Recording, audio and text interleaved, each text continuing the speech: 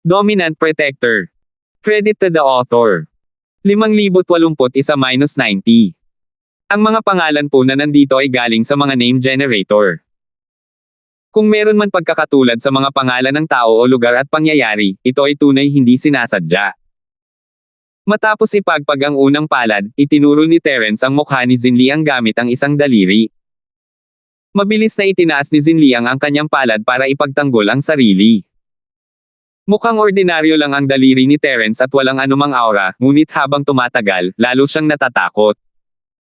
Ayos lang sana kung nakakatakot ang aura ni Terence, ngunit ang kasalukuyang sitwasyon kung saan hindi niya ito maintindihan ay talagang nakakatakot. Gayunpaman, ang atake ni Terence gamit ang daliri ay sadyang casual lamang. Walang kahit anong kapangyarihan, at hindi na kinailangang gumamit ni Zinliang ng kahit kaunting purong chi para depensahan ito. Naglalako lang ba ang lalaking ito? Nakaramdam ng hiya si Zinliang na parang pinaglalaroan siya na parang unggoy. Akmang gagawa siya ng kontra-atake gamit ang lahat ng kanyang lakas, ngunit bahagyang binawasan niya ang kanyang depensa at nagpakita ng maliit na butas sa palitan ng atake at depensa. Agad na gumuhit ng asul na arko ang dulo ng daliri ni Terence.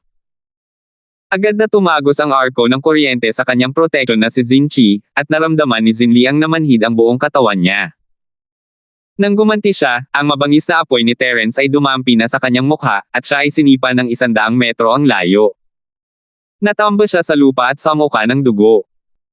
Gamit ang asul na arko at ang ligaw na apoy na libong binti, ang mga galaw ni Terence ay hindi gaanong mas malakas kaysa sa palad ng langit at lupa. Ang tanging dahilan kung bakit ang sitwasyon ay napakaisang panig ay dahil sa kanyang nakahihigit na katalinuhan. Tila si Zinliang ay may napakaraming karanasan, ngunit wala pa rin siyang gaanong karanasan para makipaglaban sa isang big shot tulad ni Zinliang, na maihahambing sa isang malakas na opening force sa bundok. Natigilan ang lahat sa lambak sa eksenang ito. Hindi man lang nakayanan ng 4 na makapangyarihang Tiandao Masters ng sektang Chenko ng isang buong dagok mula kay Terence, gaano ba kalakas ang Terence na ito? Anong sinaunang alyansa? Kayong grupo ng maliliit at bulag na pulang rascals ay may lakas ng loob na pukawin ang ating Snow Valley. Ngayon alam na ninyo kung ano ang kahihinatnan. Nakita ni Ginang Marte duran ang sitwasyon at agad na napuno ng enerhiya. Itinuro niya ang nasugatang si Zinliang at ang 3 pa at sinamantala ang pagkakataong sawayin sila. Ang kanyang kakayahang sawayin ang mga tao ay malayo sa abot ni Terence. Sa huli, hindi niya nakalimutang sabihin ng may pagmamalaki, sinabi ko na sa inyo na ang aking manugang ay napakalakas. Kaya niyang patayin kayong maliliit at pulang lalaki sa isang sipa lang. Tingnan ninyo, tapos na kayo. Nagtinginan ang lahat, kailan pa kaya nagsalita ang babaeng ito ng ganoon? Hindi niya alam na babalik pala si Terence para iligtas ang sitwasyon. Parang hihingi siya ng bagbog kung sasabihin niya iyon. Gayunpaman, walang sino man ang talagang may pakialam dito sa oras na ito. Alam ng lahat na si Ginang Marte Duran ay ganitong uri ng tao, at siya ang pinakamalapit na tao kay Terence. Nagmadali si Terence papunta rito upang iligtas siya dahil sa kanya, kung hindi ay matatapos sana ang buong gulo na ito sa trahedya. Maestro ng Lambakzo, paano mo balak harapin ang 4 na taong ito? Tanong ni Terence sa maestro ng New Valley. Biglang natuwa ang mga tao sa Snow Valley nang marinig nila ito. Ito na talaga ang takbo ng gulong. Kanina lang, sina Zinliang at ang 3 pang tao ay nagkukunwaring malupit at nag-aarte na parang mga tirano. Hindi nila inaasahan na mabilis na mababaligtad ang sitwasyon.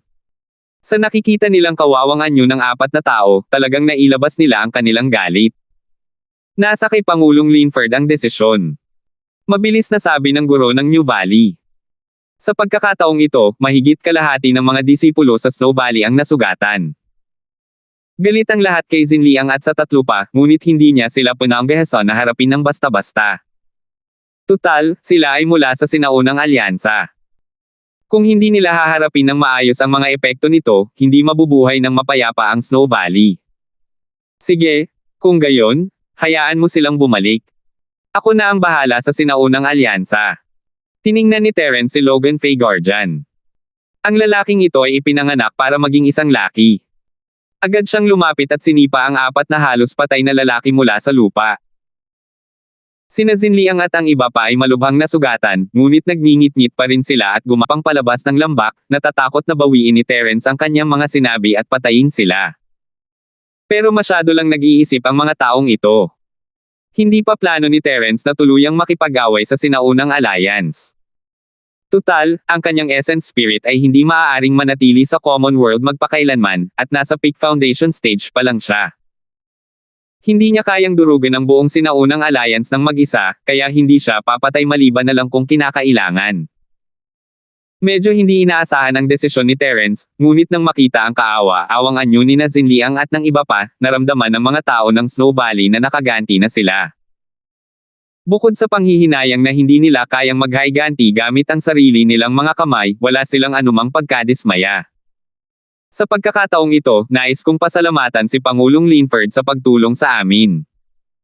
Sa ngalan ng lahat ng mga disipulo ng Snow Valley, ako ay lubos na nagpapasalamat. Ang Snow Valley ay magpakailanman na maaalala ang dakilang kabaitan ni Pangulong Linford sa kanilang puso, seryosong sabi ng Panginoon ng New Valley. Masyado kang seryoso. Malalim ang relasyon namin ng Snow Valley. Bahagi ito ng aking tungkulin. Hindi mo ako kailangang pasalamatan. Ikinumpas ni Terence ang kanyang kamay at ngumiti. Bigla niyang naalala ang mga sinabi ni Milky at nagtanong, nga pala, kumusta ang sitwasyon sa Snow Valley nitong mga nakaraang taon? Maayos naman ang lahat nitong mga nakaraang taon. Ngayon lang nangyari ang bagyong ito. Mapait na ngumiti ang pinuno ng New Valley at tiningnan si Terence mula ulo hanggang paa, nagulat, President Linford, dahil nakabalik ka na, ibig sabihin ba noon ay nakabalik na rin ang iba? Hindi, medyo espesyal ang sitwasyon ko. Ako lang ang bumalik ngayong pagkakataon.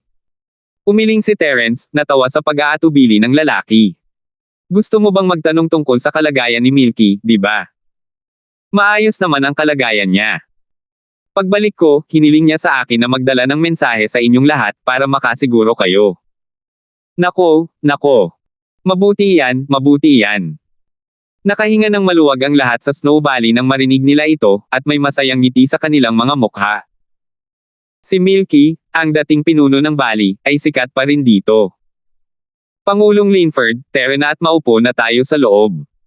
Magpapagawa ako ng masarap na hapunan. Bagamat malalim ang ugnayan mo sa aking Snow Valley, natulungan mo kami na malampasan ang napakalaking problemang ito. Dapat mo man lang kaming hayaang magpasalamat, mungkahi ng amo ng New Valley. Tama iyan, Terence. Bihira kang bumalik, kaya manatili ka rito ng ilang araw pa. Dagdag ni Ginang Marte Duran. Nakakuha siya ng malaking kayamanan mula sa lambak nitong mga nakaraang taon, at plano niyang ibigay ito kay Terence ng palihim. Tita, hindi ko na po talaga kayang magtagal pa rito. Kailangan ko nang bumalik sa Eastern City sa lalong madaling panahon. Hindi ko na po maaaring ipagpaliban ang usapin ng sinaunang alliance, sabi ni Terence. Ganoon ba? Natigilan si Ginang Marte Duran. Pipigilan sana niya si Terence kung may iba pa itong nangyari, pero hindi maliit na bagay ang sinaunang alyansa, lalo na pagkatapos ng nangyari ngayon. Kahit siya ay alam na magiging malaking problema ito kung hindi ito aaksyonan ng maayos. Maaari niyang ipagpaliban ang iba pa, maliban sa isang ito. Pareho ang naisip ng lahat ng nasa Snow Valley. Agad nilang sinabi, kung ganoon nga, sa susunod na malaya ka, ang buong Snow Valley ay maghihintay sa pagdating ni Pangulong Linford. Sige, mag-ingat kayong lahat. Aalis muna ako. Nagpaalam si Terence kay Ginang Marte Duran at sa lahat ng nasa lambak bago umalis patungong lungsod ng Stonegate kasama ang healthy na si Faye. 5,082.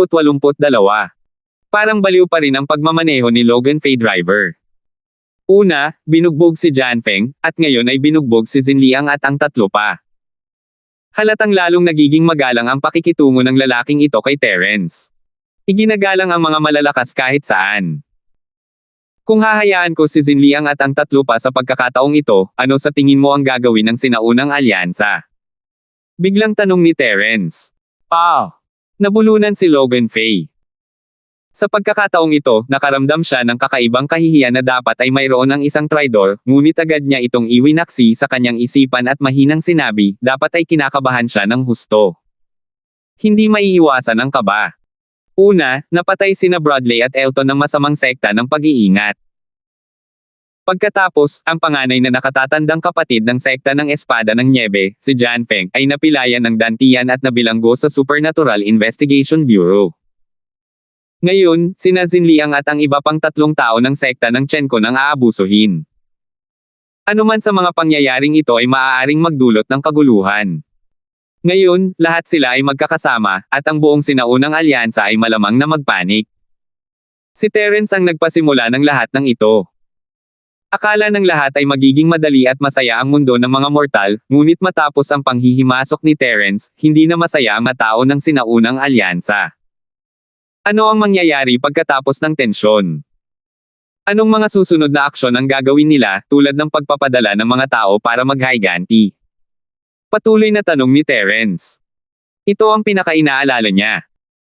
Kung ang sinaunang alyansa ay mawala ng kontrol pagkatapos ng lahat ng ito at simulan ang pagpatay sa lahat ng puwersa ng cultivation sa secular na mundo, ito ay magiging lubhang mahirap. Sa palagay ko ay hindi. Tutal, ang sinaunang alyansa ay isa lamang maluwag na alyansa ng mga sekta. Hanggat hindi ang sarili nilang sekta ang nasangkot sa gulo, malamang ay pagtatawanan nila ang kasawian ng ibang sekta. Walang sino man ang magiging mabait na ipagtatanggol ang ibang sekta. Sa tingin ko, sa pinakamarami, ipapaalam lang nila sa mga disipulong lumabas para magsanay at hihilingin sa lahat na mag-ingat. Maingat na haka-haka ni Logan Fay. Bagamat medyo hinala ang sagot na ito ang malamang na sitwasyon.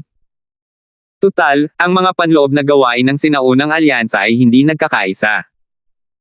Palaging mayroong lahat ng uri ng bago at lumang sama ng loob sa pagitan ng mga sekta. Maliban na lang kung may paparating na malaking sakuna, hindi sila madaling magtutulungan.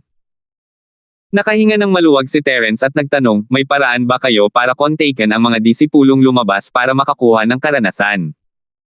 May paraan ba kayo para kontaken si Linlin? Ang kinaroroonan ni Linlin ay isa pang mahalagang bagay sa puso ni Terence. May dala siyang telepono, ngunit nakapatay ito tuwing susubukan niya. Nahulaan ni Terence na wala na itong baterya, at malamang ay nagtatago si Linlin sa isang lumang kagubatan, kaya hindi niya ito ma-charge. Kung hindi niya sana iniwan ang kanyang telepono ng mag-isa dahil sa kanyang pagkahilig sa mga telepono. Hindi ko masabi kung paano sila mako-contact, pero bawat sekta ay may kanya-kanyang espesyal na marka. Kapag ang mga disipulo ay lumabas para magsanay, mag-iiwan sila ng espesyal na marka para makipag-ugnayan sa iba. Ganito rin sa ating sekta ng Espada ng Niebe, sagot ni Logan Facek. Natigilan si Terence, ang pamamaraang ito ay napakaluma na, isang purong primitibong pamamaraan ng sinaunang mundo ng martial arts. Sa modernong mundo, ang pamamaraang ito ay parang paghahagis ng lambat sa karagatan. Hindi makatotohanang matagpuan si Linlin gamit ang pamamaraang ito, maliban na lang kung malapit lang siya. Ang posibilidad na mangyari iyon ay mas mababa pa kaysa sa pagkapanalo sa loto. Kung gayon, paano ko mahahanap si Linlin? Tanong ni Terence. Walang magawang tiningnan siya ni Logan Fay. Hindi ako pamilyar sa Linlin, paano ko malalaman ang isang bagay na hindi mo alam? Pero wala siyang lakas ng loob na sabihin iyon kay Terence. Naisip niya ito at sinabing, ang sinaunang pasilyo ay magsasara sa loob ng 1 taon. Sa oras na iyon, dapat ay nagtipon na ang lahat ng mga disipulo sa pasukan ng Shenongja Formation. Dapat ay mahahanap na natin si Linlin. Sige, sabi niya. Tumanggaw si Terence. Narinig na niya ito kay Linlin dati, at ngayong nakumpirma na niya ito kay Health Fay, hindi na siya nagmamadaling hanapin ito. Mas mabuting bumalik muna siya sa Eastern City. Pagbalik sa villa, si Chester at ang iba pa ay naghihintay sa pasukan, maliban kay Amara na naka-duty. Pinalibutan nila si Terence pagkakita nila sa kanya. Boss, kumusta ang sitwasyon sa Snow Valley? Tanong ni Chester. Ayos na ang lahat ngayon. Sa pagkakataong ito, ang mga tao mula sa sekta ng universo ng Immemorial Alliance ang nagdulot ng gulo. Tinuruan ko sila ng leksyon at pinalayas, nakangiting sabi ni Terence. Haha, ang galing ni boss. Naghiyawan ang lahat at sumunod kay Terence papasok sa silid. Biglang huminto si Terence at lumingon kay Logan, na nakasunod sa grupo, pumunta ka sa pinto at bantayan ito, huwag mo nang isipin ang pagtakas. Sinabi ko na minarkahan kita gamit ang banal na sentido, at kung maglalakas loob kang lumabas ng kalahating hakbang mula sa pinto, papatayin kita agad. Oo, oo. Senior, huwag kang mag-alala. Hindi talaga ako tatakbo kahit bugbugin mo pa ako hanggang mamatay. Mabilis na nanumpa sa langit si Logan Faye at agad na tumakbo papunta sa gate para maging gwardya. Natuwa si Aliyah nang makita ito. Humarap siya kay Chester, Tiyo, may bagong gwardya na papalit sa iyo. Maaari ka nang magpahinga. Haha, wala na akong mahihiling pa. Sa ganitong paraan, makakapaghanda ako ng hapunan para sa lahat ng walang pag-aalala. Hintayin mo na lang ang malaking kainan. Natatawang sabi ni Chester at bumalik sa kusina. Kanina pa siya naghahanda para sa hapunan, at hindi nagtagal ay naihain na ang pagkain. Lahat ay nakaupo sa paligid mesa, nagtatawanan at nagkukwentuhan. Bukod kina Cheryl at sa mga batang babae na wala pa ring malay, perpektong eksena iyon. Tinawagan pa nga ni Terence si Donovan bago kumain. Nakatanggap siya ng balita mula kay Chester at sa iba pa na handa nang umalis muli ang matanda sa bundok, ngunit wala na siyang pakialam matapos marinig na personal na darating si Terence. Sinabi pa niya na 3 taon nang kumakain ng tae si Terence sa Skyclass Island kung hindi man lang niya malutas ang problemang ito. Muntik nang mabulunan si Terence. Alam niyang naniniwala ang matanda sa kakayahan nito, pero mas gusto niyang maniwala sa ibang dahilan. Siguro ay masyadong nasiyahan ang matanda kay Tia Queen, ginugol ang lahat ng oras niya sa mga hindi naaangkop na bagay na iyon. Kahit hindi siya mamatay sa pagod, masyado pa rin siyang mahina para maglakad. Pakibati si Tia Queen, at sabihin mo sa kanya na dahan-dahan lang, huwag mong pipigain ang mga buto mo. Sigaw ni Terence sa telepono. Lumayo ka. Tiwala pa rin si matandang Linford. Tumawa si Terence at ibinaba ang tawag. Lahat ay naghihintay sa kanyang pag-upo, at hindi na siya makapaghintay na magtanong, "Boss, paano ka nakabalik ng ganito? Bakit ka mag-isa?" Dahil medyo espesyal ang paraan ng aking pagbabalik sa pagkakataong ito. Hindi ako direktang nag-teleport pabalik gamit ang aking katawan, kundi ginamit ko ang projection ng aking primordial spirit. Bagamat mas mahirap ito at maraming disbentaha, ang makabalik at makakita ay mas mainam kaysa sa anumang bagay, nakangiting sabi ni Terence. 5,083. Maaari kayang ito ang tinatawag na primordial spirit body. Nalilito ang lahat, ito ang tanong na nasa isip nila nang makita nila si Terence, at isang buong araw nila itong pinigilan. Tama iyan, huwag mong isipin na mukha akong normal na tao ngayon. Sa katunayan, hindi ito totoong katawan, isa lamang itong sinaunang espirito na binubuo ng espiritual na enerhiya. Hindi lamang ang lakas ko ay mas mababa kaysa sa aking pangunahing katawan, ngunit hindi rin ako maaaring manatili sa secular na mundo magpakailanman. Kailangan kong bumalik kapag halos maubos na ang aking espiritual na enerhiya. Tumanggaw si Terence. Napakagandang pantasya. Boss, napakagaling mo. Baka sa mukha ng lahat ang pagkalito. Sa kanilang antas, napakahirap para sa kanila na talagang intindihin ang primordial spirit projection. Ang tanging naramdaman lang nila ay ang bagay na ito ay napakagaling. Isa lamang itong parang ilusyon na pamamaraan. Gaano katagal kayo maaaring magtagal sa pagkakataong ito?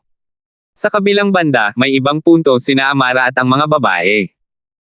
Hindi ako sigurado, pero hindi naman siguro problema ang ilang buwan, sabi ni Terence pagkatapos mag-isip. Hanggat hindi niya nasira ang kanyang Yuan spirit tulad noong nakaraan, hindi rin naman dapat problema ang ilang buwan. Maaaring mas matagal pa ito kaysa sa inaasahan. Huwag mong kalimutan na mayroon pa siyang isang piraso ng uling ng Star Ink na iniwan ni Linlin para sa kanya. Ilang buwan na lang. Hindi nasiyahan sina Amara at ang mga babae, ilang buwan na lang ang natira para magkasama sila pagkatapos ng 3 taon na pagkakahiwalay, at kinailangan nilang harapin ang sinaunang alyansa. Mas kaunti pa ang oras na ginugol ni Terence kasama sila. Huwag kayong maging walang utang na loob. Malayo pa ang lalakbayin ko. Kapag napagaling ko na sina Cheryl at ang iba pa, magkakaroon ako ng maraming oras na makakasama ko kayo. Nakangiting pangaliw ni Terence. Ikaw na mismo ang nagsabi, hindi mo na maaaring bawiin ang iyong sinabi. Agad na nagliwanag ang mga mata ng mga batang babae. Mabuti, mabuti, mabuti. Hindi ko babawiin ang aking salita. Ngumiti si Terence. Pag-usapan muna natin ang sinaunang alyansa. Marami na akong nakalap na impormasyon ngayon, at ang mga disipulong ipinadala nila sa karaniwang mundo ay pawang mga Foundation Stage Masters, ang tinatawag na Sky Realm Masters. Nasaantas sila ng mga baguhan sa mga isla ng Sky Class, ngunit napakalakas nila sa karaniwang mundo. Kaya naman nagdulot sila ng malaking kaguluhan. Hindi nakakapagtaka na ang mga taong ito ay napaka-arrogant at malupit. Sa harap ng amo, agad silang nagiging apo niya.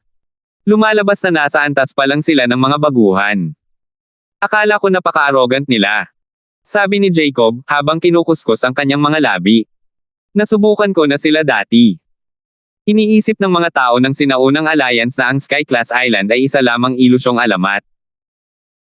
Iniisip nila na ang sinaunang alliance ang tunay na banal na lupain para sa mga magsasaka, at sinasabi pa nila na tayong mga tao sa secular na mundo ay mga pulaka sa isang balon. Nakakatawa ang kanilang tono at ekspresyon na halos hindi ko mapigilan, sabi ni Amara, sabay tawa. Mayroon pa ring mas magaling kaysa sa iyo. Kahit ako, naiintindihan ko ang pangunahing prinsipyong ito, pero ang mga taong ito mula sa sinaunang alliance ay hindi. Mukhang mga ordinaryo lang sila, naiinis na sabi ni Aliyah. Hehe, bibihira na kahit ikaw ay umunlad, nakangiting sabi ni Terence. Totoo yan, pero kahit papaano mula sa pananaw ng secular na mundo, ang sinaunang alyansa ay may kapital para maging mas mahusay kaysa sa iba.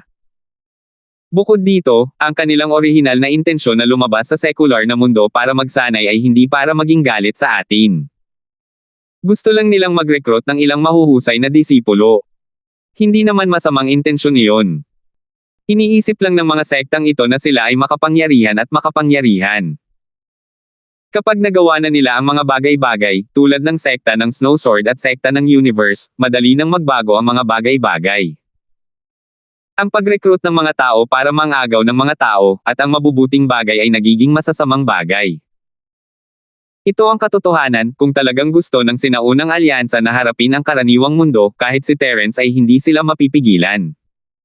Sa buwan ng kanyang paggaling, ang mga puwersa sa karaniwang mundo ay malamang na napatay ng 10 beses. Hindi ito gagana. Kung magpapatuloy ito, lilito ang pangalawa o pangatlong lambak na may nyebe sa malaot madali. Ang alitan sa pagitan natin ay lalo pang lalalim. Sa panahong iyon, kahit hindi tayo maging magkaaway, tayo ay magiging magkaaway pa rin. Kumunat ang noo ni Brian. Tama. Kung napakaraming buhay ang mawawala, tiyak na babayaran ang dugo para sa dugo. Imposibleng makipagkamay at makipagpayapaan. Tumanggo sina Chester at ang iba pa. Hindi nila gusto ang sinaunang alyansa, ngunit hindi nila kailanman naisip na magsimula ng isang ganap na digmaan laban sa kanila. Kahit na mayroon silang isang supermaster tulad ni Terence, ang sinaunang alyansa ay mas malakas pa rin kaysa sa karaniwang mundo. Kung talagang magsisimula sila ng isang digmaan, ang karaniwang mundo ay mabubure, at walang sino man ang gustong makita iyon na mangyari. Sa totoo lang, ang sinaunang alyansa ay nakaranas na ng 3 pagkatalo sa aking mga kamay. Sa pagkakataong ito, sigurado akong ang pagpapalaya sa 4 na tao mula sa sektang Chenkon ay tiyak na makakaakit ng atensyon. Panahon na para makipag-usap ng maayos sa kanilang mga pinuno. Hindi natin sila maaaring hayaang magpatuloy sa panggugulo. Hininaan ni Terence ang kanyang boses. Walang kapangyarihan ang karaniwang mundo na makipagnegosasyon sa sinaunang alyansa, ngunit ngayong lumitaw ang isang anomalya tulad ni Terence, posible na silang umupo at makipagnegosasyon. Tutal, hindi naman hanggal ang sinaunang alyansa. Kung magsisimula sila ng isang malawakang digmaan, wala itong maitutulong sa kanila. Sa halip, mas maraming tao ang mamamatay sa kamay ni Terence, at hindi ito magiging sulit. Oo, iyan ang naisip namin kanina. Tumanggo si Chester at ang iba pa, iniisip nila na gumamit ng isang practitioner para takutin ang kalaban, pero hindi nila inakalang ang kanilang amo na si Terence ay ang misteryosong practitioner na iyon. Pero saan natin hahanapin ang mga taong ito? Tanong ni Jacob. Madali lang yan. Nakakulong si Janfeng sa Supernatural Investigation Bureau. Malalaman natin pagkatapos ng ilang interogasyon, sabi ni Amara. Hindi mo na kailangang dumaan sa ganoong kahirap. Nasa Shenongja talaga sila. Iyan ang pasukan sa teleportation formation na patungo sa maliit na Jiangho ng sinaunang panahon. Basta't pupunta tayo roon, tiyak na mahahanap natin sila.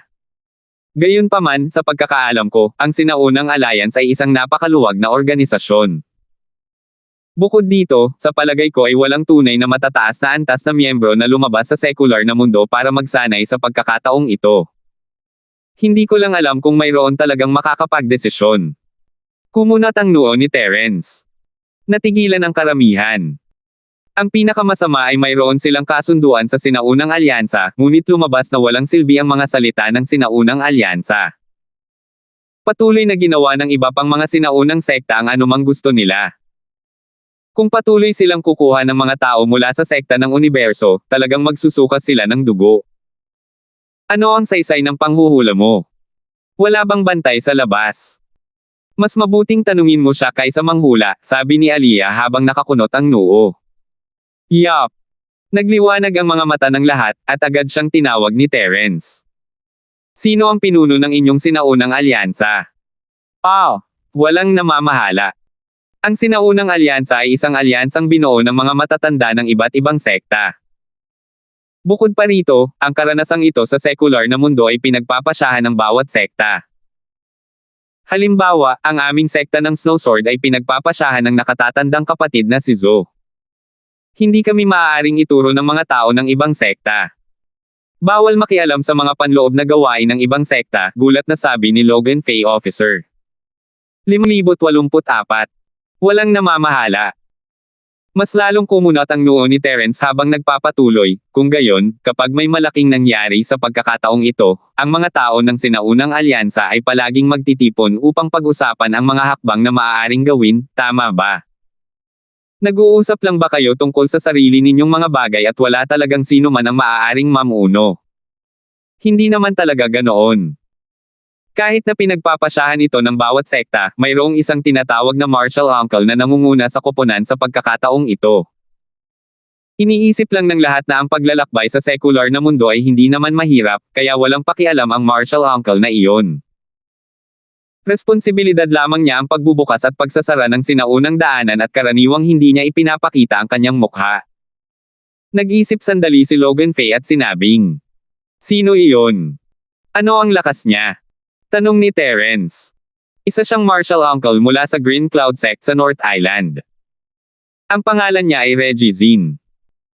Nabalitaan kong isa siyang early Golden Core expert at siya ang pinakamalakas sa lahat ng taong dumating sa sekular na mundo sa pagkakataong ito. Maaaring dumating siya sa pagkakataong ito, pero hindi ko alam kung lalabas siya para pangasiwaan ang sitwasyon, maingat na sabi ni Logan Faye. Gaya ng kasabihan, mas mabuti pang mamatay ang isang kaibigan kaysa sa isang mahirap. Tutal, hanggang ngayon, ang sekta ng Berdeng Ulap ng North Island ay hindi pa nakakaranas ng anumang pagkalugi. Sa kabaligtaran, ang kanilang mga kakompetensya tulad ng sekta ng Snowsword at sekta ng Chenkon ang natalo. Malamang na patuloy silang babaliwalay ni Reggie. Kung ang ibang mga sekta ay magdurusa ng malaking pagkalugi sa karanasang ito sa sekular na mundo, ang sekta ng Berdeng Ulap ng North Island ang magiging tanging nangingibabaw na sekta sa hinaharap. Ang paaralan ng Berdeng Ulap ng North Island. Kumurap si Terence, ano ba ito? Bakit ang lahat ng mga sinaunang sektang ito ay may parehong pangalan sa Sky Class Island? Dati, mayroong isang sekta ng Espada ng Niebe, at maituturing itong nagkataon lamang. Ngunit ngayon ay mayroon na namang isa, at tinawag pa itong sekta ng Berdeng Ulap ng North Island. Hindi mo naman sasabihin sa akin na ang Sinaunang Alliance ay mayroon pa ring Ascending Heaven sect at Profound Secret sect, di ba? Hindi napigilan ni Terence na magtanong ng may kakaibang ekspresyon. Oo, ang tatlong dakilang sekta ng North Island ay may iisang hininga at sangay. Bukod dito, ang bawat sekta ay isang primera klaseng pag-iral sa Sinaunang Alliance. Marami sa Elder Council ng Alliance ay mga miyembro ng tatlong dakilang sekta ng North Island. Senior, paano mo nalaman ito? Naisip ni Logan Faye na kakaiba ito. Malakas si Terence, ngunit isa lamang siyang espiritu ng asensya ng mundo ng mortal. Walang dahilan para malaman niya ang tungkol sa sinaunang mundo ng Marshall. Ang sinaunang pasilyo ay bumubukas lamang minsan sa bawat 1,000 taon. Hindi siya pinansin ni Terence, tuluyang nawala ng malay. Kung nagkataon lang ito, baka binalibag niya ang ulo niya at ginamit na parang bola. Sinasabi niya lang na ang sinaunang alliance ay isang poloka sa isang balon, iniisip na ang Sky Class Island ay isang chismis lamang, at ngayon ay mayroong isang grupo ng mga sekta na may parehong pangalan sa Sky Class Island, lalo na ang tatlong tarangkahan ng North Island. Naniniwala si Terence na kailangang mayroong isang uri ng koneksyon sa pagitan ng dalawa, ngunit hindi ito isang bagay na malalaman ng mga ordinaryong disipulo. Kaya, kung makikipagnegosasyon ako sa sinaunang alyansa, itong si Reggie lang ang pipiliin ko. Isinasantibi ni Terence ang lahat ng tanong at bumalik sa usapan. Oo, siya lang ang kayang supulan ang ibang sinaunang sekta pagdating sa katayuan at lakas. Kung hindi niya man lang magawa, wala nang iba pang makakagawa. Tumango si Logan Fay. Sige, sabihin mo sa kanya na inimbitahan siya ng presidente ng asosasyon ng mga practitioner sa karaniwang mundo, si Terence, na makipagkita sa kanya sa Supernatural Investigation Bureau. Sabi ni Terence. Ito. Agad na natakot si Faye, ang health maintenance. Isa na siyang traidor sa sinaunang alliance ngayon. Bagamat malamang na hindi pa kumalat ang tungkol sa tuktok ng Snowsword, nakakaramdam pa rin siya ng matinding pagkakasala. Ang paghingi sa kanya na magpasa ng mensahe kay Reggie ngayon ay parang paglalaro sa apoy. Anong problema? Ayaw mo bang umalis? Dumilim ang mukha ni Terence. Hindi, gagawin ko talaga ang sinabi ng senior. Nagulat ang health maintenance na si Faye at mabilis na nagsabi, gayunpaman, gagawin ko lang ang lahat ng aking makakaya. Hindi ko magagarantiya na makikita ko si Marshall Uncle Zin. Gagawin ko lang ang lahat ng aking makakaya para maiparating ang mensahe. Gusto mo na ba akong umalis? Sige. Sige, pumunta ka roon at maghanap ng balita tungkol kay Linlin. Baka nakabalik na siya, sabi ni Terence sabay tango. Oo. Agad na sumugod si Faye, ang health maintenance. May marka siya ng spirit sense ni Terence, kaya kailangan niyang sundin ang anumang iutos ni Terence. Paano niya matatanggihan? Pagkaalis niya, tinawag ni Aliyah ang lalaki, Terence, bro, sino si Linlin? Hindi lang si Aliyah Amara at ang iba pa ang nag-aalala, at sina Chester at ang iba pa ay nakatingin sa kaliwa't kanan, siguro ay isang bagong hipag. Galing siya sa sinaunang alyansa na kilala ko noon. Makikita mo rin siya sa hinaharap, sabi ni Terence, namumula ang mukha. Mabilis na binago ni Chester ang usapan nang makita niyang magtatanong pa si Aliyah. Ngayon lang, sinabi niya na si Reggie ay isang maagang Golden Core expert. Boss, ano ang kasalukuyang antas ng lakas mo? Perpektong pagkakatatag ng pundasyon. Malayo ang lakas ng aking sinaunang espiritu sa antas ng aking pangunahing katawan. Natatakot ako na mahihirapan akong umunlad sa ngayon, sabi ni Terence. Hindi ba't ibig sabihin niyan ay hindi ako maihahambing sa kanya? Hindi maiwasan ng grupo na mag-alala. Malinaw sa kanilang lahat ang tungkol sa iba't ibang antas ng lakas dahil sa impluwensya ni Terence. Ang pakikipaglaban sa isang maagang Golden Core Stage Cultivator bilang isang Foundation Stage Peak ay hindi isang ordinaryong hamon sa cross-level. Mahirap nga, pero nakikipagnegosasyon pa lang tayo sa kanya. Baka hindi tayo magsimulang lumaban. Isa pa, kahit lumaban pa tayo, hindi pa rin alam kung sino ang mananalo. Ngumiti si Terence. Ang kakayahan ng kanyang Yuan Spirit Body na hamanin ang mga taong mas mataas sa kanyang antas ay isang malaking kahinaan kumpara sa kanyang pangunahing katawan, ngunit kahanga-hanga na ito kumpara sa iba. Kung talagang ginamit niya ang lahat ng kanyang kakayahan, maaaring hindi siya matalo sa isang maagang Golden Core Master. Pero ang ikinababahala ni Terence ay baka may iba pang mas malalakas at nakatagong mga amo sa sinaunang alyansa bukod kay Reggie. Magiging malaking problema iyon, at umaasa siyang totoo ang impormasyon tungkol kay Faye na tagapangalaga ng kalusugan. Tutal, mula sa pananaw ng isang normal na tao, ibinababa na ng mga naunang Golden Core Masters ang kanilang katayuan sa sekular na mundo. Kahit ang mas malalakas na tao ay hindi mag-aabalang lumapit. Patuloy na naging masigla ang sulo-salo ni Terence habang nagmamadaling pumunta sa Shenongja si Faye, ang Health Maintenance Officer, ng magdamag. Hindi siya tumigil at dumiretso sa assembly point para makita si Reggie mula sa sekta ng Green Cloud. Sa totoo lang, wala na siyang gaanong pag-asa para dito. Noong nakaraang pagkakataon, nang mapatay sina Elton at Broadway ng masamang sekta ng pag-aaklas, hindi sumipot si Reggie. Sa halip, ang naghahanap ng atensyon na si Jianfeng ang lumapit. Sa pagkakataong ito, isa lamang siyang ordinaryong disipulo ng sekta ng Espada ng Niebe, kaya hindi siya gaanong kumpiyansa na makilala ito. Hindi inaasahan, ang buong proseso ay naging maayos at nakakagulat, at hindi nagtagal ay nakita ni Faye, isang health maintainer, si Reggie. Sabi mo may importante kang ire-report sa matandang ito. Magsalita ka, ano yun? May sarili namang pribadong kwarto si Reggie sa Mountain Gate na ito. Kadalasan ay hindi siya umaalis ng bahay at dito lang naglilinang.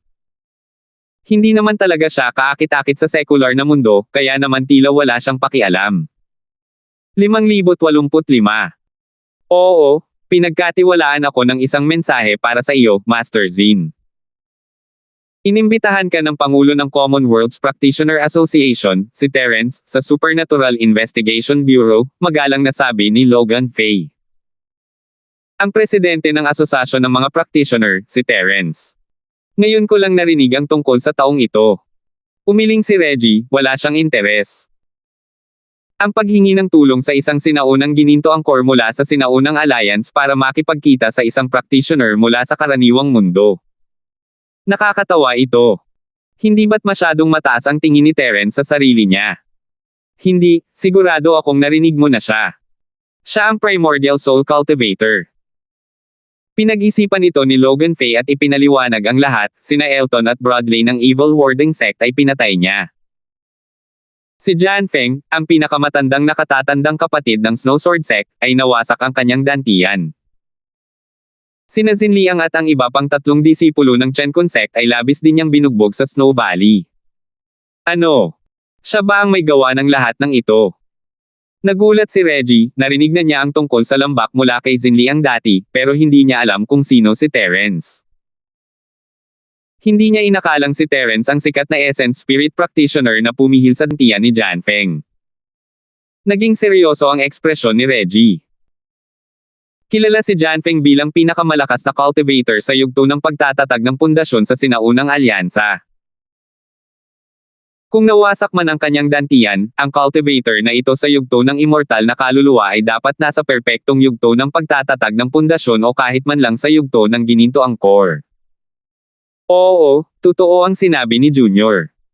Garantisado ni Faye ang pagpapanatili ng kalusugan.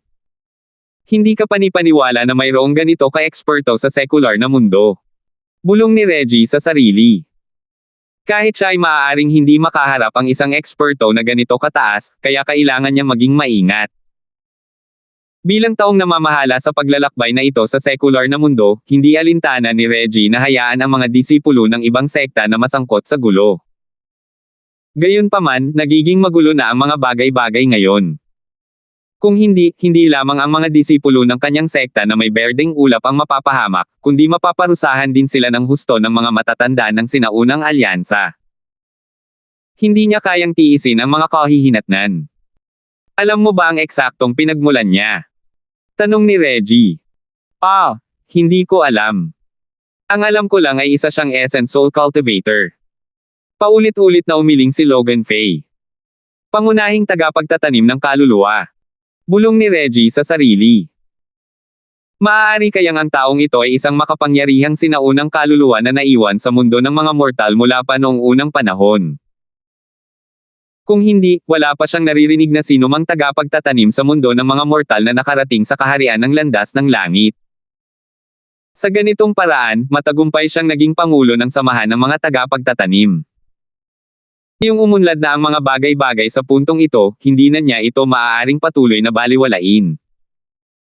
Pumunta ka at sabihin mo sa kanya na papayag ako sa pagpupulong na ito, agad na sabi ni Reggie. Ang Supernatural Investigation Bureau, tama ba? Pupunta ako at makikipagkita sa immortal na tagapagtatanim ng kaluluwang ito.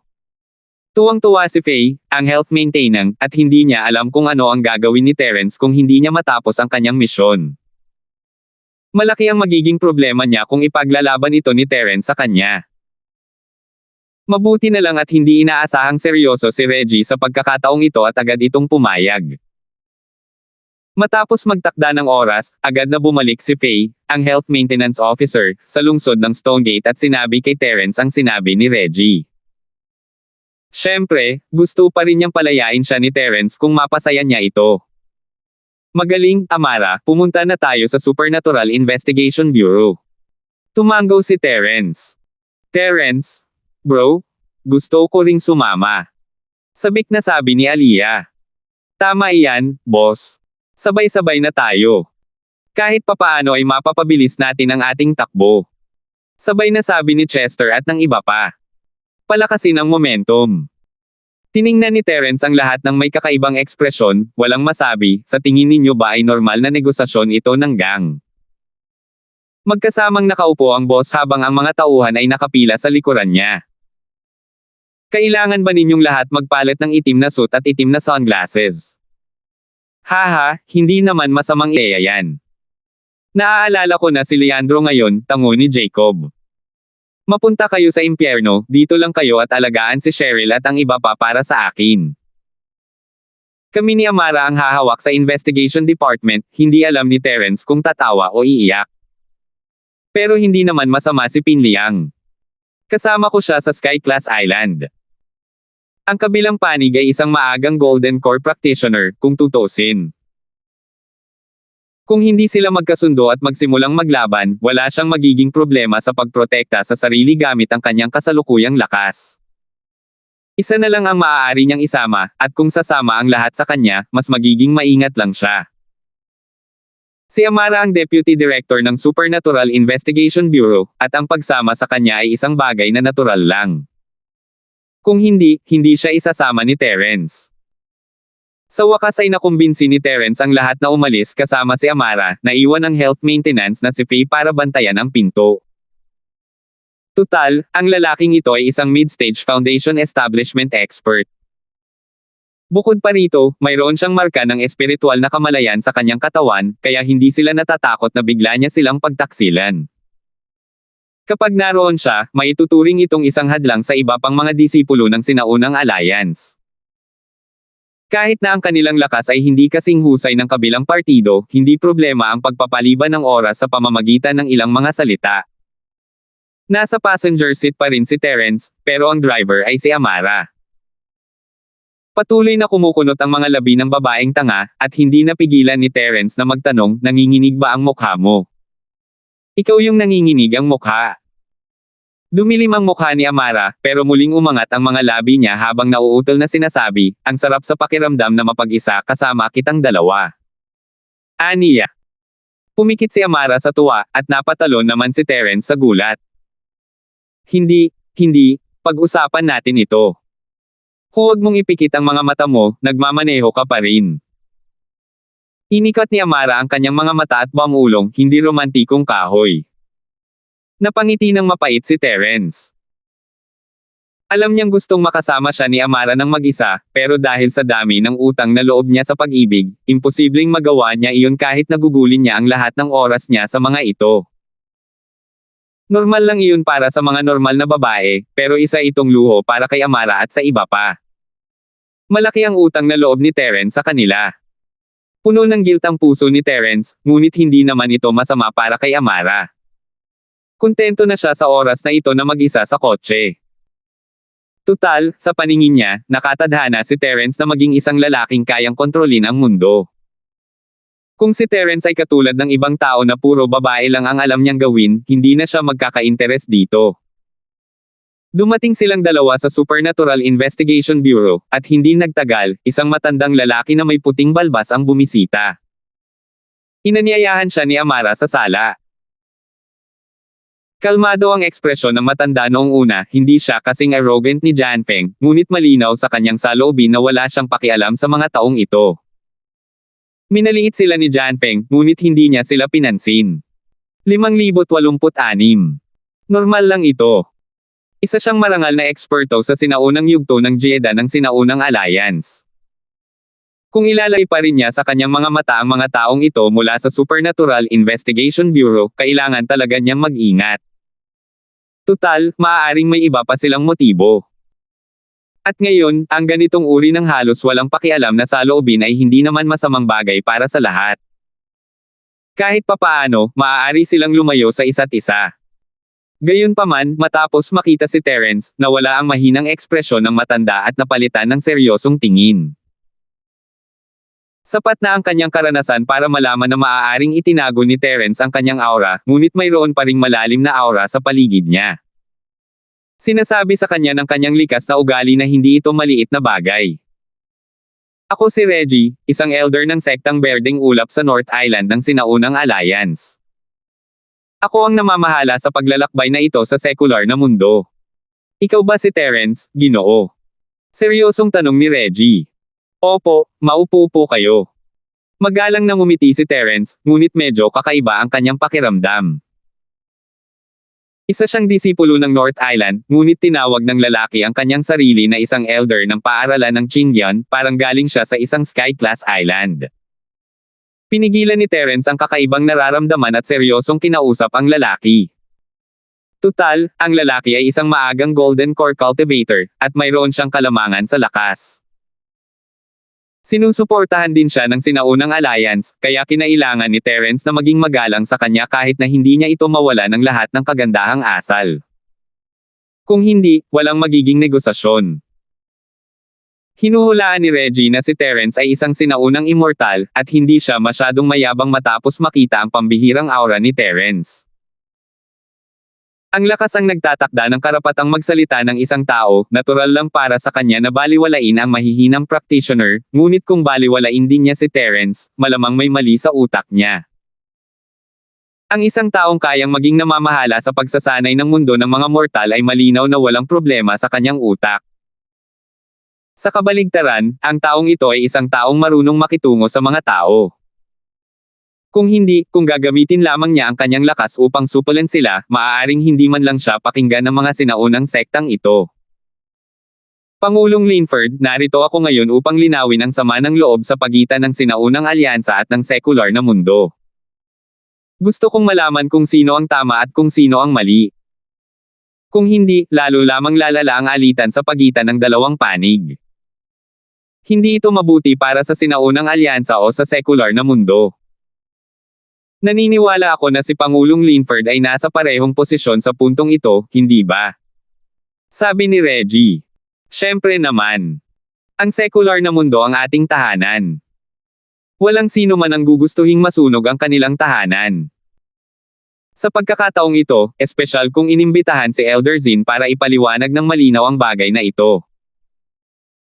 Umaasa ako na mapipigilan ng Sinaunang Alyansa ang pag-uugali ng ating mga disipulo sa hinaharap upang maiwasan ang karagdagang alitan. Tumanggaw si Terence. Sige, pag-usapan natin ang sekta ng Chenkon. Ang nakasakit kay Zinliang at sa tatlo pa ay si Pangulong Linford, tama ba? At saka, nabalitaan ko na winasak mo na ang dantian ni Janfeng mula sa sekta ng Espada ng Niebe. Pagkumpirma ni Reggie. Tama, totoo ang dalawang bagay na ito. Sa simula ay ayaw ko sanang gumawa ng hakbang laban sa kanila, ngunit sumobra na sila at lumampas sa hangganan, kaya natural lang na dapat silang magdusa ng kaunti. Tumanggaw si Terence at mahinang sinabi, ang sekular na mundo ay may sariling mga patakaran. Ang Sinaunang Alyansa ay maaaring pumili ng mga disipulo mula sa sekular na mundo hanggat sumasang-ayon ang nagsasagawa. Wala kaming pagtutol at hindi ka namin pipigilan. Ngunit kung gusto mong sakupin ang isang tao sa pamamagitan ng puwersa, wala nang ibang masasabi. Medyo alam ko ang nangyari sa Snow Valley. Ang sekta ng Chenkon ay talagang pabigla-bigla at ginawang masama ang isang mabuti. Wala silang masasabi tungkol sa kanilang pagkabugbog. Kung tungkol naman kay Janfeng, dapat sana ay humanap sila ng gulo kay Pangulong Linford. Makatuwiran lang napigilan ni Pangulong Linford ang kanyang dantian sa galit. Wala akong masasabi tungkol dyan. Agad na inamin ni Reggie ang dalawang bagay na ito. Ang isa ay mali na, at ang isa naman ay walang kinalaman sa kanya ang bagay na ito. Sa anumang kaso, ang mga taong nasugatan ay hindi mula sa Green Cloud School ng kanyang North Island. Ang mga nakatatandang kapatid na namumuno sa mga paaralang ito ay hindi maaasahan sa kanilang trabaho, kaya hindi nila masisisi ang sinuman sa pagkalugi, lalo na si Reggie. Tunay ngang makatwirang tao si Elder Zin. Tumango ang tagahanga ni Linford sa gulat. Nakahinga siya ng maluwag dahil madaling kausap si Reggie.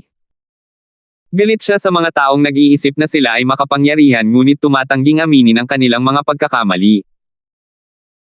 Kung hindi sila maaaring pag-isipan ng makatwiran, ang tanging magagawa lang nila ay ang paglutas ng problema. Iyon ang huling bagay na gusto niyang makita. Gayunpaman, tungkol sa usapin nina Elton at Bradley, hindi ba't medyo hindi makatwiran para kay Pangulong Linford na patayin sila nang walang sinasabi? Nagdilim ang mukha ni Reggie. Hindi mahalaga sa kanya kung ang mga tao mula sa ibang mga sekta ay nasugatan o may kapansanan, ngunit ibang usapan kung dalawang tao ang magkasunod na mamatay. Bilang taong namamahala sa pangkat, kung wala siyang matibay na dahilan, parurusahan siya ng sinaunang alyansa. Isa akong primordial spirit, pero ang dalawang ito ay dumating para harapin ako. Dapat alam ni Elder Zin ang gusto nilang gawin, di ba? Dahil gusto nila akong lamunin, natural lang na kinailangan ko silang patayin para protektahan ang sarili ko. May mali ba doon? Tanong ni Terence. Ako. Nabulunan si Reggie. Natural lang na ipagtanggol ang sarili, kahit nasa sinaunang mundo ng pakikipaglaban. Kung gusto ng dalawang ito na patayin si Terence, kailangan nilang maging handa sa kontra-atake ni Terence. Mamamatay sila ng walang kabuluhan. Kung sa tingin ni Elder Zin ay karapat-dapat akong lamunin nilang dalawa, natatakot akong hindi na kailangang ituloy ang usapang ito. Sasabihin ko muna ito. Kahit sino pa ang gustong manakit sa akin o sa mga taong nakapaligid sa akin, hindi ako magdadalawang isip na patayin siya. Tandaan mo, kahit sino pa iyon, matatag na sabi ni Terence. Tinitigan siya ni Reggie ng malalim. Sa sandaling iyon, bigla siyang nakaramdam ng isang hindi maipaliwanag na aura. Hindi ito ang uri ng aura na makakapagsabi ng lakas ng isang tao. Sa halip, naramdaman niya na ang kabilang panig ay isang hindi maarok na super eksperto. Makatuwirang sabihin na siya, isang sinaunang Jeodan Stage Master, ay isa ng walang talo na pag-iral sa secular na mundo, ngunit sa sandaling ito, ang kanyang puso ay talagang nanginig ng likas. Pakiramdam niya ay para siyang isang mapagpakumbabang langgam sa harap ng kabilang panig, ang kanyang buhay at kamatayan ay nasa kamay ng kabilang panig, nang walang kahit kaunting pagtutol. Paano ito nangyari? Natigilan si Reggie. Umiling siya dahil sa hindi makapaniwala. Bagamat palaging tama ang kanyang intuition, ang biglaang pag-iisip na ito ay masyadong katawa-tawa. Hindi pa kasama rito sa simpleng secular na mundong ito, kahit sa sinaunang alliance, siya, isang sinaunang Jeodan Stage Master, ay hindi kailanman isang simpleng nilalang. Sa usapin ng lakas, malayo siyang maihahambing sa mga lumang halimaw sa Yuanying Stage, ngunit ang sabihing madali siyang madurage na parang langgam, ay halos imposibleng mangyari iyon. Anong sabi mo? Nagbago ang mukha ni Terence, iniisip na pinabubulaanan siya ng lalaki. Imposibleng magkasundo sila sa ganitong paraan. Ito na ang huling paraan, pero wala silang ibang magawa kundi ang lumaban. Ngunit ito ang pinakamasamang kinalabasan. 5,087. Wala lang yun, saka lang bumalik sa katinoan si Reggie. Umiling siya. Pangulong Linford, hindi mo kailangang kabahan. Sa katunayan, sa aking palagay, mauunawaan naman na pinatay mo sina Elton at Bradley. Hindi matalinong sirain ang magandang ugnayan sa pagitan ng sinaunang alyansa at ng secular na mundo dahil lang sa maliit na bagay. Mabuti naman. Salamat sa iyong pag-unawa, nakatatandang Zin. Nagkatinginan sina Terence at Amara, parehong nakahinga ng maluwag. Hinuhusgahan lang ng matandang ito ang bagay na ito at wala siyang balak na gumawa ng pabor sa iyo, kaya hindi mo na ako kailangang pasalamatan, mahinahong sabi ni Reggie. Isa lamang itong katawa-tawang kaisipan, ngunit mas lalo siyang nakumbinsi na si Terence ay may makapangyarihang pinagmulan. Ayaw niyang lalong lumala ang sitwasyon dahil sa isang bagay na walang gaanong halaga. Siyempre, may isa pang dahilan para dito. Ang sekta ng masasamang tagapagtanggol ay hindi malakas sa sinaunang alyansa, at sila ay palaging kakaiba at masunurin. Ang kanilang relasyon sa mga tao sa sinaunang alyansa ay hindi maganda, at sila ay nagkakaroon ng mga kaaway kahit saan. Sa makatuwid, hindi niya ipagtatanggol ang dalawang patay na tao mula sa sekta ng masasamang tagapagtanggol. Gayunpaman, kung ito ay isang pangunahing sekta tulad ng sekta ng Espada ng Nyebe, maaaring kailan ganing magbago ang kanyang saloobin. Dahil sa katayuan ni Elder Zin, ang kakayahang humatol ng walang kinikilingan sa usapin ay isang pambihirang biyaya na para sa sekular na mundo. Kung ibang tao ang nagdesisyon, hindi magiging madaling linawin ang mga bagay-bagay. Bahagya ng umiti si Terence. Nakikinig si Reggie sa lahat ng sinabi niya mula pa sa simula, ngunit pambihirang pagkakataon para sa isang maagang gininto ang core mula sa sinaunang alliance na makinig sa kanya ng mahinahon. Malaki ang impresyon ni Terence kay Reggie. Napakabait mo, Pangulong Linford. Sa katunayan, ang sinaunang alyansa ay palaging hiwalay sa sekular na mundo. Ang dalawang mundong ito ay magkahiwalay lamang.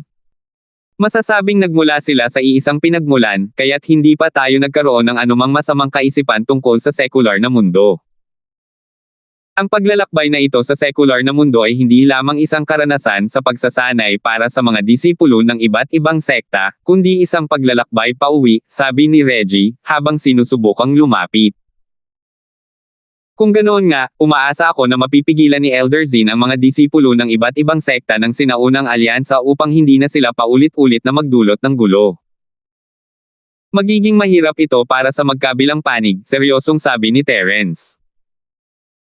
Sa totoo lang, Pangulong Linford, nilinaw na ng sinaunang alyansa na walang mga disipulong nasa pagsasanay ang pinapayagang sirain ang kaayusan ng sekular na mundo. Ang dahilan ng mga alitan na ito ay dahil sa pagkakaiba ng pinagmulan sa pagitan ng dalawang panig. Wala kaming anumang masamang intensyon. Tumanggi si Reggie na magkomento. Naiintindihan ang pagkakaiba ng pinagmulan, ngunit mayroon ding lumang kasabihan, kapag nasa Roma, gawin ang ginagawa ng mga Romano. Kakasabi lang ni Elder Zin na ikaw ay nasa isang homecoming trip, kaya dapat mong masundin ang mga patakaran ng sekular na mundo, tama ba? Mahinang sabi ni Terence. Tungkol nga pala sa win in Rome, gawin mo ang ginagawa ng mga Romano. May tanong ako, at sana ay maliwanagan ako ni Pangulong Linford. Biglang binago ni Reggie ang usapan. Tumaas ang kilay ni Terence. Pangulong Linford, taga-secular ka ba? Tanong ni Reggie. Siyempre naman. Tumango si Terence. 3 taon na siyang nasa Sky-class island, pero lumaki siya sa Commonwealth. Isa siyang katutubo ng Commonwealth. Dahil ikaw ay mula sa sekular na mundo at nagtataglay ng kahangahangang lakas tulad ng isang sinaunang espiritu, Pangulong Linford, malamang ay matagal ka nang umiiral. Maaari ka bang isa kang sinaunang espiritu na makapangyarihang figure na naiwan mula noong sinaunang panahon? Pagpipilit ni Reggie. Ang dahilan kung bakit siya pumunta ngayon ay dahil naging napakabait niya kay Terence. Nahulaan niya na si Terence ay isang makapangyarihang nilalang mula noong sinaunang panahon, at iyon ang dahilan kung bakit ayaw niya itong guluhin. Tiningnan ng malalim ni Terence ang ekspresyon ng lalaki at tumango, tama, noong una ay hindi ko sana ibunyag ang aking pinagmulan kahit kanino, pero dahil nagtanong ka na, dahil mayroon tayong malalim na relasyon, ayos lang sa akin na sabihin sa iyo. Isang uri ng relasyon. Nagulat si Reggie. Kahit na ang kabilang panig ay talagang isang makapangyarihang tao mula pa noong sinaunang panahon, saan nga ba nagmula ang salitang, pinagmulan? Tumingin si Terence kay Amara, sinenyasan siyang isara ang pinto. Ngumiti si Amara, alam niyang nagsisinungaling si Terence dahil sa ekspresyong iyon. Tumayo siya at isinara ang pinto, ngunit iniwan niya ang sarili sa labas, natatakot na ibigay niya ang sarili kung hindi niya pipigilan ang ekspresyon. Ano man ang nangyari ngayon ay ako lamang ang makakapagsabi at makakarinig sa iyo. Walang ikatlong tao ang dapat makaalam nito. Naiintindihan mo ba? Seryosong sabi ni Terence. Ano? Mas lalong natigilan si Reggie, normal lang ang tono ni Terence kanina, at ngayon ay umaarte na siyang parang isang senior. Naalala niya ang panginginig na naramdaman niya kanina, may koneksyon ba talaga siya sa kaluluwang ito? Reggie, isa ka palang junior. Nandito na ang Grand Uncle Master ng sect, kaya bakit hindi ka magbigay pugay? Biglang sigaw ni Terence. Ano? Natigilan si Reggie nang marinig ito. Ano ito? Galing ako sa Green Cloud sect ng sinaunang North Island. At saka, ikaw ang junior ko mula sa parehong sekta. Ayoko sanang ibunyag ang relasyong ito dati, pero ngayong nabunyag na ito, hindi ba dapat ay magbigay galang ka sa akin? Malamig na sabi ni Terence. Bagamat biglaan niya itong sinabi, hindi naman ito basta-basta walang kabuluhang usapan. Sa pangalan pa lang ng sekta, halos makumpirma na ang tatlong tarangkahan ng North Island ng sinaunang alliance at ang tatlong pavilion ng Heaven Rank Island ay tiyak na magkaugnay. Kung hindi, walang paraan para ipaliwanag ang mga kakaibang pangalang ito na halos magkapareho. Bagamat sumusugal siya, may kumpiyansa pa rin siya. Kung hindi man siya nagkamali ng hula, siya, isang disipulo ng Qingyan Pavilion sa North Island ng Sky Order Island, at isang disipulo ng sekta ng Qingyan sa North Island ng sinaunang alliance, ay mula sa iisang sekta. Sa mundo ng pagsasanay, ang lakas ang palaging nagsisilbing batayan sa pagpapasya ng seniority. Ang isang maagang Golden Core disciple tulad ni Reggie ay isang junior sa harap ng isang maagang mystic. Walang mali sa sinabi niya. Gayunpaman, hindi naniwala si Reggie sa mga sinabi ni Terence. Naisip niya na si Terence ay maaaring isang tunay na sinaunang kaluluwa, ngunit napakawalang saysay na sabihin na siya ang lolo amang-ama ng sekta ng Berdeng Ulap. Paano nagkaroon ng ganitong pagkakataon sa mundo? Pangulong Linford, hindi mo na kailangang paglaruan ang matandang ito na parang isang 3 taong gulang na bata, di ba? Malamig na tumawa si Reggie. Miyembro siya ng sekta ng Berdeng Ulap ng North Island, kaya siya ang Grandmaster ng sekta ng Berdeng Ulap. Kung miyembro siya ng sekta ng Espada ng Niebe, malamang na ang lalaking ito ang Grandmaster ng sekta ng Espada ng Niebe. Isa lamang itong paraan para makaakyat sa hagdan. Sino ba ang hindi nakakaalam kung paano gawin iyon? Ang Green Cloud School ng North Island. Ang manual sa paglilinang ng puso na kanilang nililinang ay tinatawag na Green Cloud Heart Common Art, mahinang sabi ni Terence. Paano mo nalaman? Bahagyang kumunat ang noo ni Reggie, ngunit umiling siya. Ang teknik ng Clear Sky Heart ay hindi isang sikretong teknik na hindi maaaring maipasa. Kahit na hindi ka miyembro ng aming sekta, marami na ang nakarinig tungkol sa pamamaraang ito ng mental cultivation. Dahil kang sinaunang primordial spirit, hindi nakakapagtaka na alam mo ito. Gayunpaman, hindi nito pinapatunayan na isa kang senior ng aming Clear Sky sect. 5,088. Ang mga taong may malinaw na pag-iisip ay ipinanganak na may 3 anyo at 6 na bukas na butas. Mahinahong sabi ni Terence. Ito ang pangunahing mantra na itinuro sa kanila ni Meng Juguang noong una silang pumasok sa pavilion. Bawat disipulo ng Green Cloud Pavilion ay may kopya nito, ngunit karamihan sa kanila ay tinitingnan lamang ito at bihirang gumugol ng oras sa paglinang nito. Tutal, hindi naman ito isang malalim at napakagandang mantra ng paglinang. Siyempre, hindi gagawin ni Terence ang ganito nang walang dahilan, nagsaliksik na siya dati, at mayroon din siyang photographic memory, kaya kabisado niya ang lahat.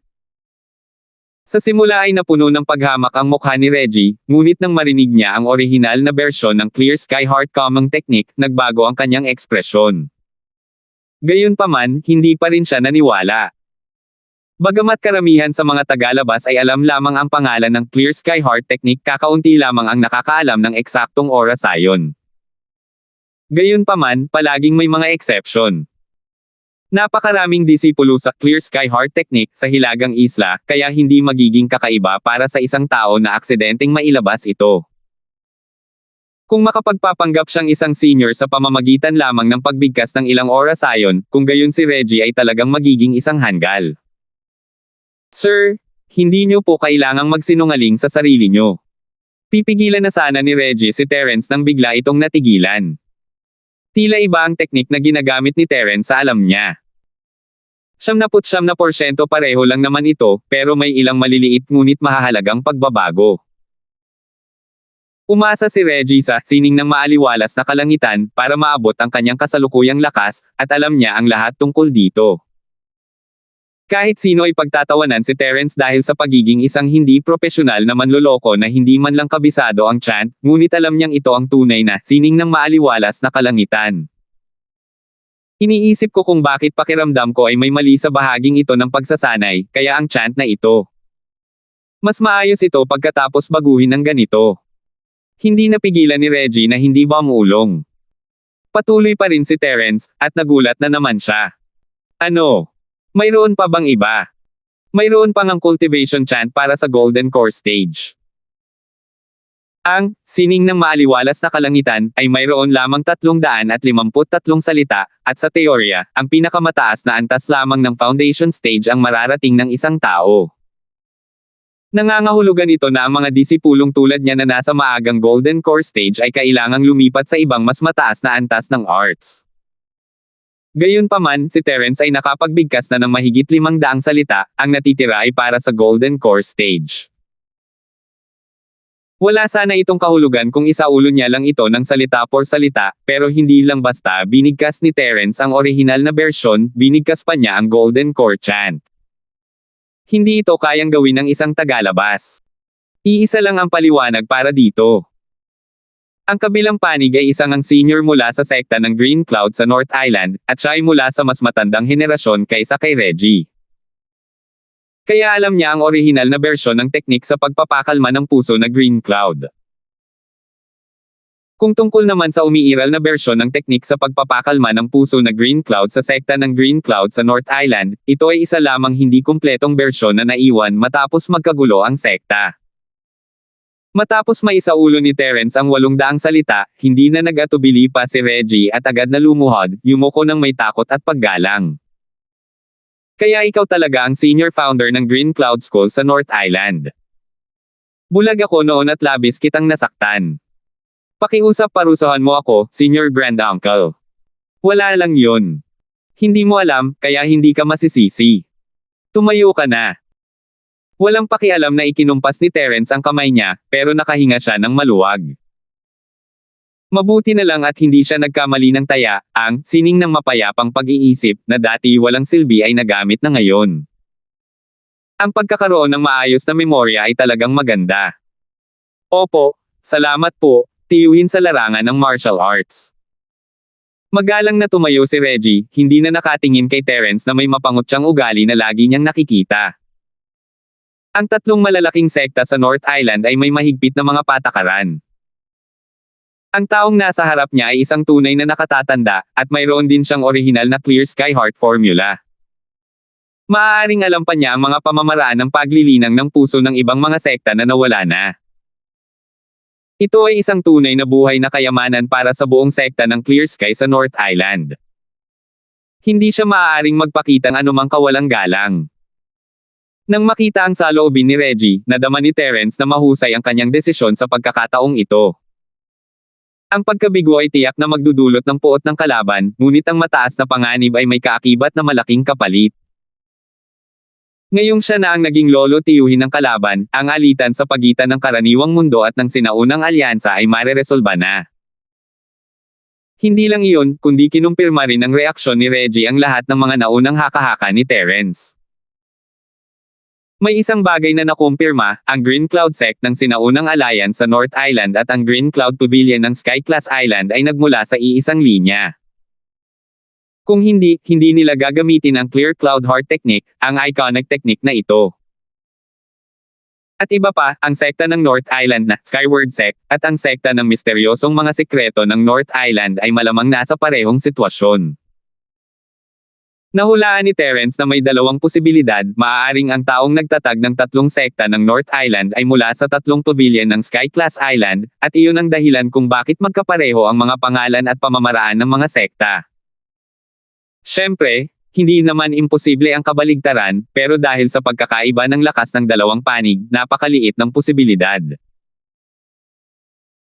Hindi maaaring may isang grupo ng mga tao na lumabas mula sa 3 tarangkahan ng North Island ng sinaunang alliance, tumakbo papunta sa isla na may ranggong langit, at pagkatapos ay biglang nagpalakas at dinala ang 3 pavilion ng North Island sa pinakamataas na antas, hindi ba?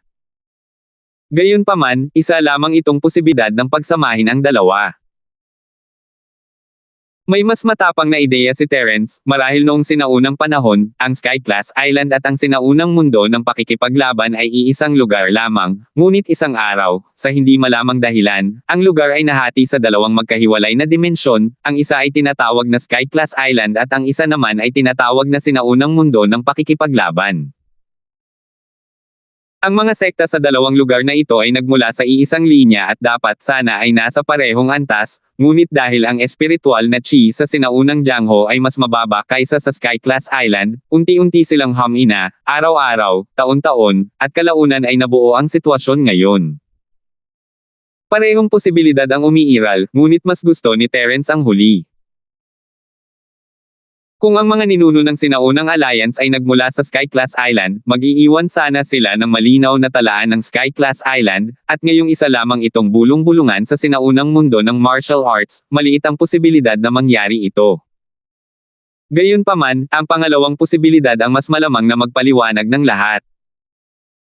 Matapos maghiwalay ang dalawang lugar, wala sa kanila ang nakakaalam ng partikular na sitwasyon ng isa't isa. Maaari pa nga nilang isipin na matagal nang nawasak ang kabilang panig. Sa paglipas ng panahon, natural lang na walang bumanggit nito, ni walang anumang nakasulat na tala, kaya nangyari ang kasalukuyang sitwasyon. Hindi alam ng mga tao ng Sky-class Island ang tungkol sa sinaunang alliance. Bagamat narinig na ng mga tao ng sinaunang alliance ang tungkol sa Sky-class Island, karamihan sa kanila ay nakarinig na nito mula sa secular na mundo. Walang paraan para mapatunayan ito, kaya niwala sila na ito ay isang chismis na gawa-gawa lamang. 5,089. Reggie, kahit na ako ay mula sa sektang Berdeng Ulap sa North Island, matagal na akong nanatili sa secular na mundo kaya ayokong makialam sa buhay ng iba. Ngayong naibunyag ko na sa iyo ang aking pagkakakilanlan, kailangan kong magtanong tungkol sa kasalukuyang sitwasyon ng sinaunang alyansa. Bigyan mo ako ng pangkalahatang ideya, tanong ni Terence. Oo. Hindi nagulat si Reggie dito. Naisip niya na dahil ang kabilang partido ang nagtatag ng kanyang sekta ng Berdeng Ulap sa Hilagang Isla, natural lamang na babalik siya sa sekta ng Berdeng Ulap upang tingnan ito pagkatapos mabunyag ang kanyang pagkakakilanlan. Natural lamang na mauunawaan niya ang sitwasyon ng sinaunang alyansa. Tinanong niya, ano ang gustong malaman ng Marshal Granduncle? Ikwento mo sa akin ang kasalukuyang istruktura ng kapangyarihan ng sinaunang alyansa. Mahinang sabi ni Terence. Ito ang pinakasimple at pinakamahalagang impormasyon. Sa pamamagitan lamang ng detalyadong pag-unawa dito niya malalaman ang tunay na lakas ng sinaunang alyansa, at makikilala ang kanyang sarili at ang kanyang kaaway. Ito ay magiging sanggunian para sa mga susunod na hakbang. Sige. Ang mga puwersa sa sinaunang mundo ng pakikipaglaban ay mahahati lamang sa dalawang uri, mga sekta at pamilya. Sa malalaki at maliliit na sekta at pamilyang ito, ang 4 na dakilang sekta at pamilya ang nangunguna, kasunod ang 10 maliliit na sekta at pamilya, at pagkatapos ay ang mga ordinaryong sekta at pamilya ng cultivation, pagpapakilala ni Reggie. Oh! Paano mo pinag-iiba ang 4 na malalaking sekta at ang 10 maliliit na sekta at pamilya mula sa mga normal na sekta at pamilya? Tanong ni Terence. Siyempre, hinahati ito ayon sa lakas ng bawat sekta at pamilya. Bukod sa pinakasimpleng bilang ng mga disipulo at lakas, ang pinakamahalagang pamantayan upang makilala ito ay ang bilang ng mga nangungunang master sa bawat sekta at pamilya. Sa madaling salita, ito talaga ang bilang ng mga halimaw sa entablado ni Yuan Ying. Pagpapatuloy ni Reggie. Sabihin mo nga ng detalyado. Ito ang tanong na pinakainaalala ni Terence. Tila ang pinakamalakas sa sinaunang alliance ay isang bagong panganak na Soul Master, ngunit kailangan niyang marinig kung ilan talaga sila.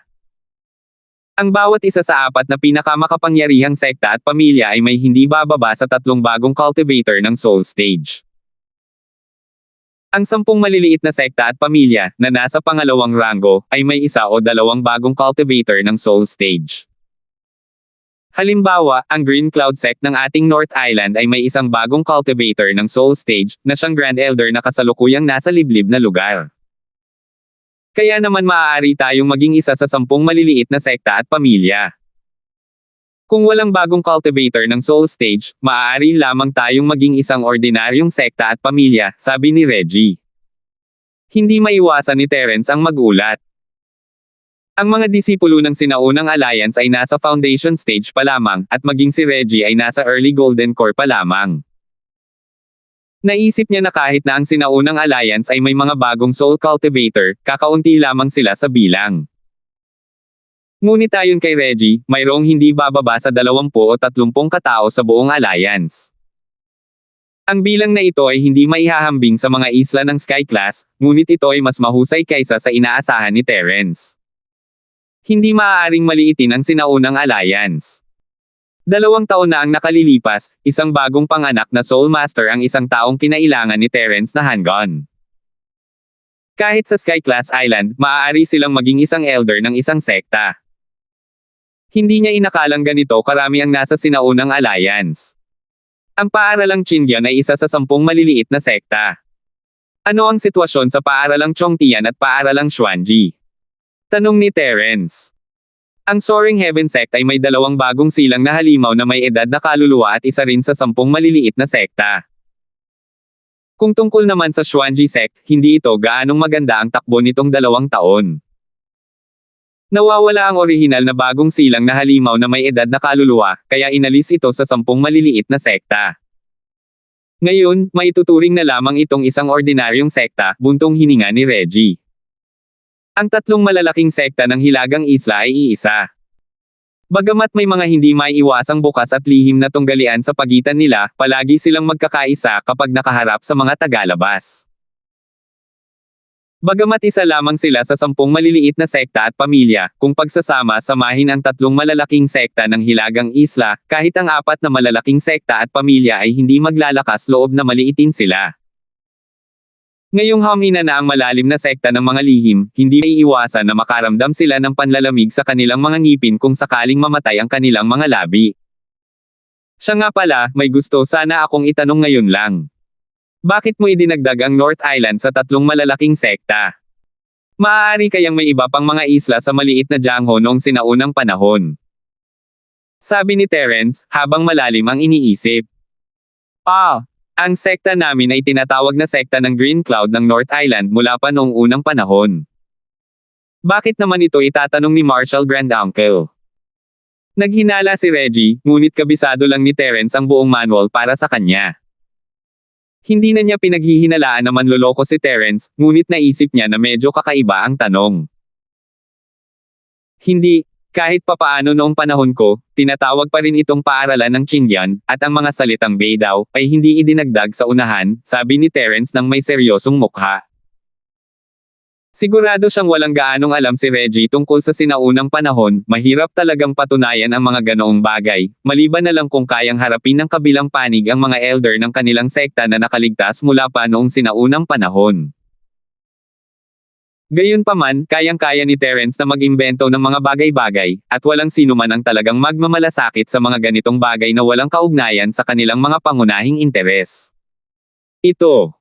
Gaya ng inaasahan, natigilan si Reggie. Umiling siya at ngumiti ng mapait. Bagamat isa akong elder sa Green Cloud Sect ng North Island, wala akong masyadong alam tungkol sa mga bagay na ito. Ang alam ko lang ay tinatawag itong Green Cloud Sect ng North Island simula nang malaman ko. Gayunpaman, normal din ito. Tutal, mula sa pananaw ng heograpiya, ang ating 3 pangunahing sekta ay matatagpuan sa hilaga ng maliit na Jiangho noong unang panahon. Hindi maling sabihin na ito ang North Island sa kabila ng lawa. Bukod dito, ang 3 pangunahing sekta ng North Island ay kaakibat din ng Cultivation North Alliance. Maglinang sa hilaga. Kumurap si Terence. Tama iyan. Ang sinaunang alliance ay isa lamang pinag-isang pangalan. Ito ay isang alliance na binubuo ng 5 pangunahing puwersa, na nahahati sa silangan, kanluran, timog, hilaga, at gitnang. Ang ating 3 malalaking sekta at ilang iba pang sekta at angkan ay kabilang sa Cultivation North Island Alliance, na tinatawag na Cultivation North Alliance sa madaling salita. Ang Snow Sword Sect at ang Thousand Blade Sect ay kabilang sa Cultivation Middle Alliance, ang Universe Sect at ang Warding of Evil Sect ay kabilang sa Cultivation South Alliance, at ang dalawa pa ay ang Cultivation Southeast Alliance at ang Cultivation West Alliance, paliwanag ni Reggie. Tuluyan nang nawala ng malay si Terence. Hindi ba't replika ito ng 5 isla ng Sky Class? Bukod sa mga detalye, halos pareho lang ang kabuoang ayos. Mas lalo pa siyang nakumbinsi sa kanyang matapang na hula ngayong ang mga isla ng Sky Class at ang sinaunang mundo ng martial arts ay nagmula sa iisang sinapupunan. Tiyo ng Marshall, ang lakas ng 5 dakilang alyansa ay natutukoy ng lakas ng mga sekta at pamilya sa ilalim ng kanilang jurisdiction. Gayunpaman, bukod pa rito, ang 5 dakilang alyansa ay mayroon ding kani-kanilang eksklusibong puwersa. Hindi lang malinaw sa disipulong ito ang tungkol sa mga pangunahing sikretong ito. Sa pamamagitan lamang ng pagsali sa Elder Council ng alyansa mauunawaan ng disipulong ito ang mga pangunahing sikretong ito. Sa kasalukuyang antas ng disipulong ito, hindi pa ito sapat, medyo nahihiya na sabi ni Reggie. Bagamat masasabing siya, isang eksperto sa yugto ng Jedi noong unang panahon, ay isa ng elder ng sekta, ngunit sa huli, isang antas lamang ang kanyang mas mataas kaysa sa pinakamalakas na pangunahing disipulo. Kung pag-uusapan ang mga kwalifikasyon ng elder, kahit sa paaralang Chindia ng North Island, nasa pinakamababa ang ranggo niya. Ang Alliance Elder Council at iba pang mga bagay ay mas malayo pa. 5,000 na po.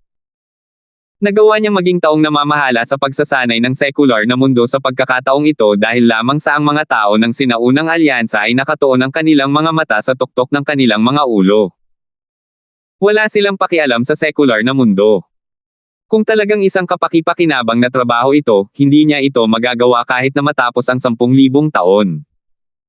Sige, naiintindihan ko na. Tumango si Terence.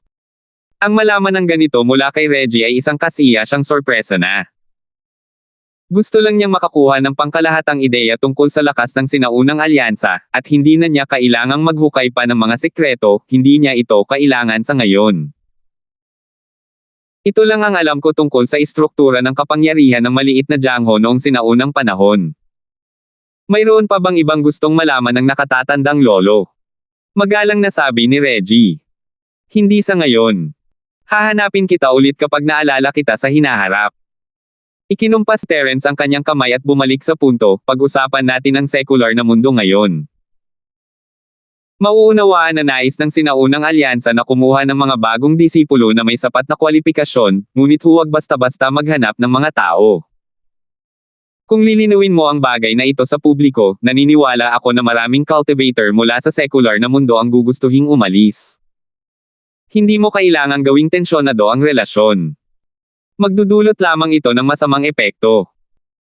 Ang mga cultivator na mababa ang antas ay palaging naghahangad ng mas mataas na antas. Natural lang ito. Parang nagpadala lang ang Sky Order Island ng isang simbolikong sugo, ang Southern Sky Aurora, para tanggapin sila. Gusto pa rin ng lahat na pumasok. Ngayon, ganoon din ang nangyari sa sinaunang alliance. Gayunpaman, ang mga taong tulad nina Jianfeng at Xin Liang ay masyadong mapang-api at matigas ang ulo. Hindi nila tinatrato ang mga cultivator mula sa sekular na mundo bilang mga tao. Natural lang, walang sino man ang handang sumunod sa kanila. Lolo ni Marshall, tama ka. Hindi ko inaasahan na kikilos ng ganito kapadalos-dalos at walang ingat ang mga sekta. Paulit-ulit ko na silang binalaan na huwag guluhin ang kaayusan ng sekular na mundo, ngunit sa huli, ganito pa rin ang kinalabasan. Babalik ako at aayusin ito. Titipunin ko ulit ang lahat ng mga disipulo ng mga sekta na may karanasan at pagbabawalan silang manggulo sa sekular na mundo, taos-pusong sabi ni Reggie. Sige, iiwan ko na sa iyo. Tumango si Terence, iniisip na iba talaga ang katayuan ng isang tiyuhin sa tuhod. Mabait naman si Reggie dati, pero hindi siya basta-basta papayag sa ganito, patuloy niya lang itong ipipilit. Sulit talaga ang pag-aaral ng Chindian Heart Common Manual para sa ganito. Aalis na ang disipulo.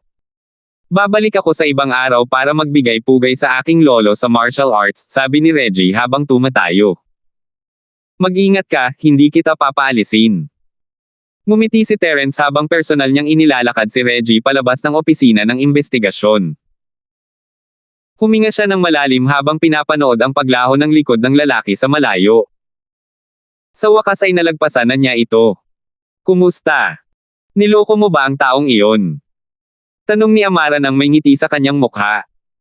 Kitang-kita niya sa ekspresyon ni na Terence at Reggie na magiging masaya ang negosasyon. Paano ako magsisinungaling? Sinusubukan ko lang makipagkatuwiranan sa kanya, okay. Sabi ni Terence habang kinukuskus ang kanyang mga labi. Talaga. Hindi siya pinaniwalaan ni Amara. Mukhang mas madaling kausapin si Reggie kaysa kay Janpeng, ngunit ang pagmamalaki ng sinaunang alyansa ay nasa kanilang mga buto. Hindi siya makapaniwala na madali lang itong makukumbansi. Siyempre totoo yan. Kung ibang tao ang nagsabi nito sa kanya, maaaring walang silbi iyon, pero ako ang kanyang tiyuhin sa larangan ng martial arts. Kung hindi niya pakikinggan ang sasabihin ko, hindi ba't pagtataksil iyon?